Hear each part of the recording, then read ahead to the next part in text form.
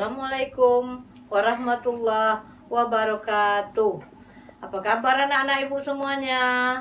Semoga dalam keadaan sehat walafiat dan tetap semangat. Pada kesempatan pagi hari ini, dalam suasana belajar jarak jauh, semoga kita tetap diberikan kesehatan oleh Allah Subhanahu wa taala. Amin amin ya rabbal alamin. Anak-anak ibu sekalian, adapun materi kita pada pagi hari ini itu tentang sistem koordinat Kartesius. Setelah belajar ini, anak-anak ibu hendaknya dapat mengidentifikasi sistem koordinat Kartesius. Kita masuk materi kita, sistem koordinat Kartesius. Nah, setelah materi ini kita pelajari, ibu harapkan anak-anak ibu dapat mengidentifikasi konsep diagram Kartesius. Yang pertama, kita kenal dulu sistem koordinat Kartesius. Koordinat Kartesius digunakan untuk menentukan objek titik-titik pada suatu bidang dengan menggunakan dua bilangan yang bisa disebut dengan koordinat X dan koordinat Y. Dari titik-titik tersebut, untuk mendefinisikan koordinat diperlukan dua garis berarah tegak dan berarah tegak lurus satu sama lain, sumbu X dan sumbu Y, dan panjang unit yang dibuat tanda-tanda pada kedua sumbu tersebut. Nah, kita lihat lagi koordinat Kartesius. Yang merupakan garis tegak adalah sumbu Y dan garis datar adalah sumbu X. Posisi titik pada koordinat Kartesius ditulis dalam pasangan berurutan, yaitu X, Y. Bilangan X menyatakan jarak titik itu dari sumbu Y dan bilangan Y menyatakan jarak titik itu dari sumbu X. Sumbu X dan sumbu Y membagi bidang koordinat Kartesius menjadi 4 kuadran, yaitu kuadran 1, koordinat X positif dan Y positif. Kuadran 2, koordinat X negatif dan Y positif. Kuadran 3, koordinat X negatif dan Y negatif. Kuadran 4, koordinat X positif dan Y negatif. Mari kita perhatikan gambar berikut. Titik-titik pada bidang koordinat Kartesius memiliki jarak terhadap sumbu X dan sumbu Y. Kita perhatikan titik A.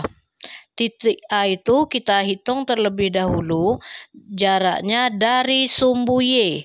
Dari sumbu Y kita lihat di situ nampak ada 3 kotak. Sehingga dari sumbu X ada 6 kotak.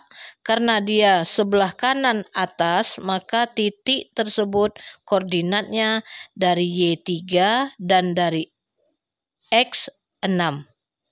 Sehingga titik A 3,6. Kita lanjutkan lagi, kita coba lihat koordinat kuadran 2. Kuadran 2 kita lihat sebelah kiri atas. Kalau sebelah kiri atas itu untuk X negatif, Y-nya positif. Kita hitung jaraknya dari sumbu Y. Dari sumbu Y kita lihat di situ ada 4 kotak. Sehingga dari sumbu X ada 3 kotak. Karena dia ke kiri jaraknya, maka titik koordinat C itu adalah titik negatif 4,3.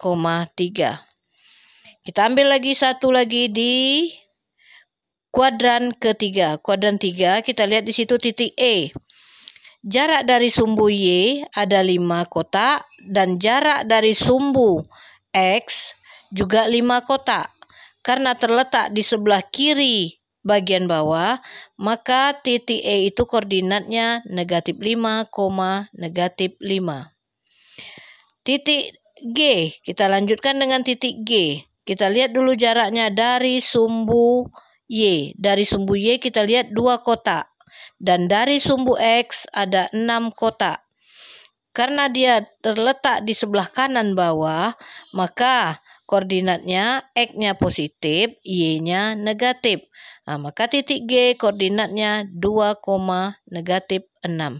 Nah, anak-anak ibu bisa nanti letakkan titik koordinat pada titik B, titik D, titik F, dan titik H yang belum kita tentukan.